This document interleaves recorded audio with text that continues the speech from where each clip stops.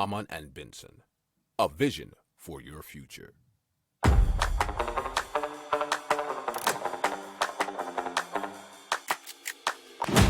Économie, tech et innovation, hydrogène, énergie. Le journal des stratèges. Présenté par Boris Kahl. Bonjour à tous et bienvenue dans le journal des stratèges. Au sommaire, on va vous parler de la Chine et de Sinopec qui va éliminer 485 000 tonnes de CO2, d'un professeur virtuel à Harvard, de la Chine qui pourrait être détrônée par la Norvège pour le phosphate et d'un navire du futur qui vise le zéro émission. Vous écoutez le journal des stratèges numéro 381 et ça commence tout de suite.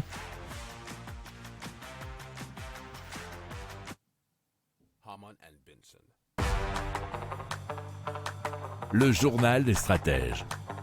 Et donc on commence tout de suite avec Sinopec, qui est une entreprise chinoise majeure dans le secteur du pétrole, du gaz et de la chimie, qui consomme environ 4,5 millions de tonnes d'hydrogène chaque année.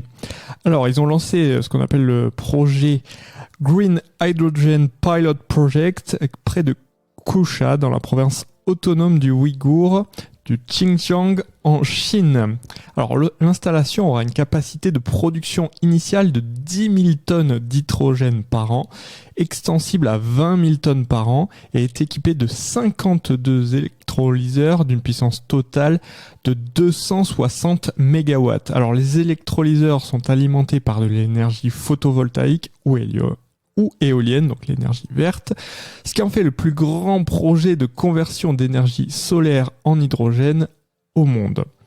Alors, le projet représente un investissement d'environ 400 millions d'euros et permettra d'éviter l'émission de 485 000 tonnes de CO2 par an. Et c'était un article provenant de révolutionénergétique.com. Le journal des stratèges. Alors, l'université de Harvard utilise désormais un outil d'intelligence artificielle alimenté par ChatGPT pour aider à enseigner les cours d'informatique pour débutants et libérer en même temps les assistants d'enseignement de certaines tâches. Alors, c'est connu sous le nom de CS50Bot ou CS50Bot, qui a été déployé auprès de 70 étudiants dans le cadre du cours d'introduction à la programmation de l'université. Alors, le chatbot d'IA permet d'avoir une aide personnalisée en comprenant leurs difficultés de codage et en fournissant un retour d'information immédiat.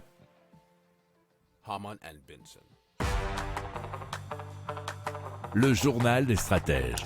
Un énorme gisement de phosphate a été découvert en Norvège. Il contiendrait suffisamment de minéraux pour répondre à la demande mondiale de batteries et de panneaux solaires pendant les 100 prochaines années, selon Norge Mining, la société minière qui le contrôle.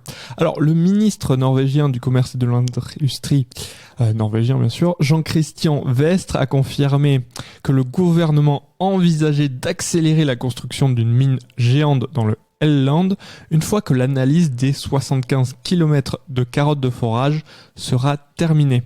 Alors, la première grande mine pourrait commencer à fonctionner d'ici 2028. Alors, jusqu'à 70 milliards de tonnes de cette ressource et donc pourrait se trouver dans le sud-ouest de la Norvège, aux côtés de gisements d'autres minéraux stratégiques tels que le titane et le vanadium. Alors, il faut savoir que les roches phosphatées contiennent de fortes concentrations, bien sûr, de phosphore, un élément essentiel pour la construction de technologies vertes.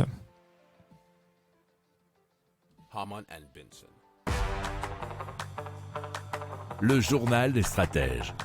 Et donc, on vous parle du projet Sea-Zero de la flotte de Hurtigruten Norway et son engagement envers des navires, bien sûr, zéro émission. Alors, les navires sont principalement alimentés par des batteries de 60 MW rechargeables au port avec de l'énergie propre. Alors, la Norvège, avec son système électrique, a 98% d'énergie renouvelable.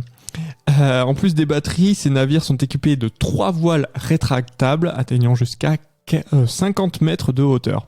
Alors ces voiles peuvent se régler indépendamment pour optimiser la capture du vent et sont également équipés de panneaux solaires pour la recharge des batteries. Les navires sont conçus avec une forme aérodynamique pour réduire la résistance à l'air, ce qui contribue à une consommation d'énergie moindre.